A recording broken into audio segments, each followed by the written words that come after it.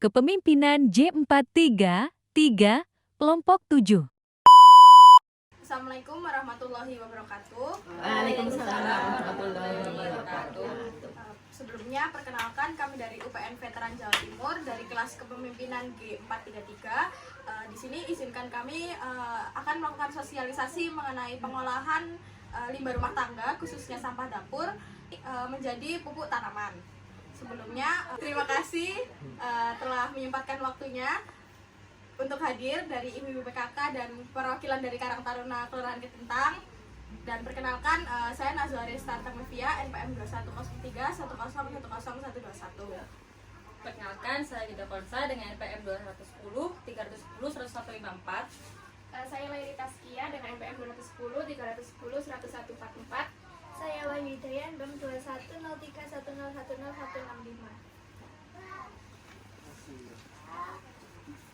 Terima kasih. Nah, langsung aja ya.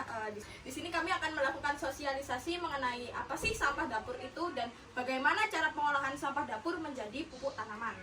Nah, pertama-tama jenis-jenis sampah ini terbagi menjadi dua, yaitu sampah organik dan sampah anorganik. Apa sih sampah organik itu? Nah, sampah organik ini biasanya sampah yang bisa diolah lagi, seperti bekas buah-buahan atau sayuran dan lain-lain. Kemudian kalau anorganik itu biasanya sampah yang tidak dapat terurai seperti kaca atau plastik.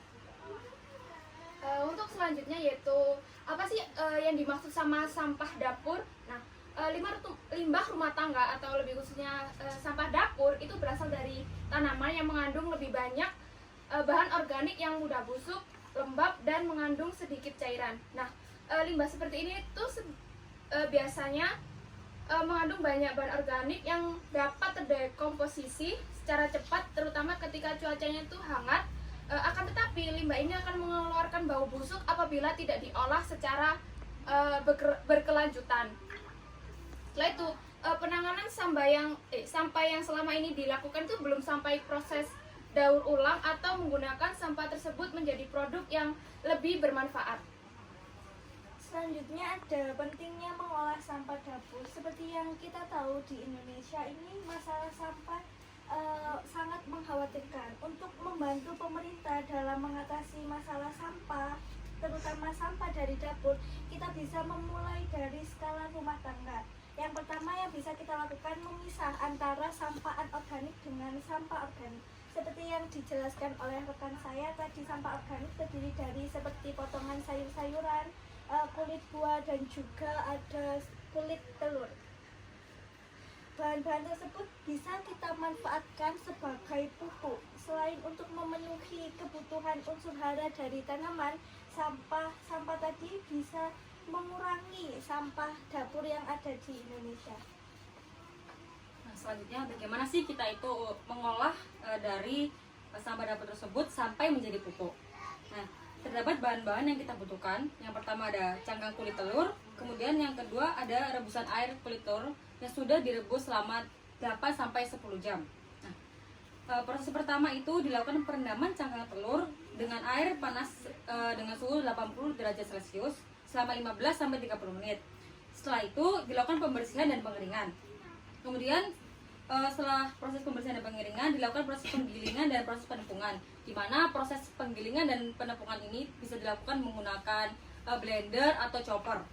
Kemudian limbah cangkang telur yang sudah berbentuk tepung akan dicampur dengan air rendaman kulit telur untuk membantu memadatkan pupuk yang terbentuk tepung tersebut. Nah, pupuk yang berbentuk tepung tersebut ini akan dicetak seperti pupuk pada umumnya. Kemudian pupuk yang sudah dicetak tersebut akan dikeringkan kembali ke dalam oven ataupun bisa dikeringkan menggunakan sinar matahari. Ya, jadi segitu aja sosialisasi dari kami. Mungkin dari ibu-ibu atau dari kakaknya ada yang mau ditanyain. Ya, silakan. Tanya, ini kan ada cangkang kulit telur ya? Apa bisa pakai bahan lainnya?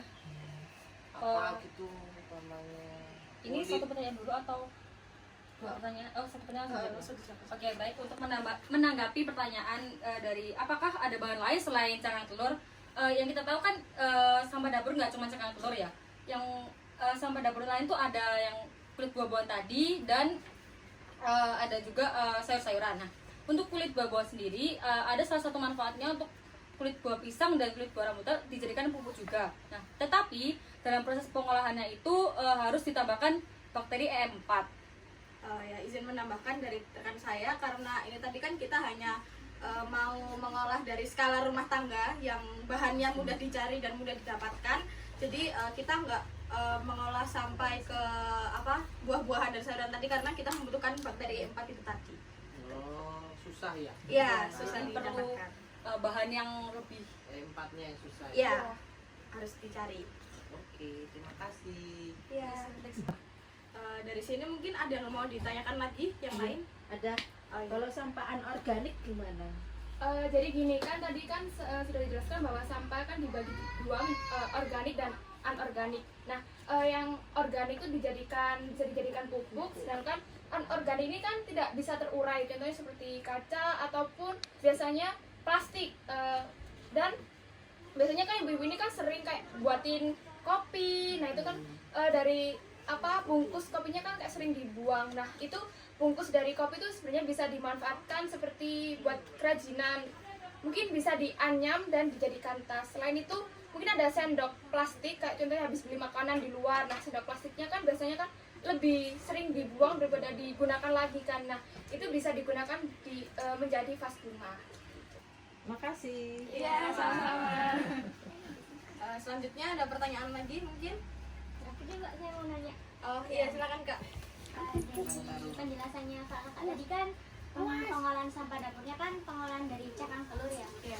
Kalau seumpama kita kan biasanya ibu-ibu kalau nggak telur kan juga banyaknya sampah sayur, sampah buah-buahan gitu kan. Nah, kalau sayur-sayur sama buah-buahan itu biasanya buat daur ulang dia dibuat dari apa? Izin menanggapi ya Mbak. Jadi sampah seperti potongan sayuran dan kulit buah itu bisa digunakan untuk ekoenzim. Ekoenzim ini biasanya digunakan untuk disinfektan. Disinfektan ini ada rumusnya perbandingan 10, 1, dan 3. 10 untuk air, 1 untuk tetes debu, yang 3 untuk potongan sayur dan kulit buah-buahan. Jadi nanti disimpan dalam wadah selama 3 bulan, hasilnya nanti disaring dan airnya bisa digunakan untuk disinfektan. Makasih Mbak. Iya. Ya, sama-sama. Mungkin karena waktunya sudah habis, jadi izinkan kami undur diri. Bila ada kesalahan mohon dimaafkan. Wassalamualaikum warahmatullahi wabarakatuh. Waalaikumsalam.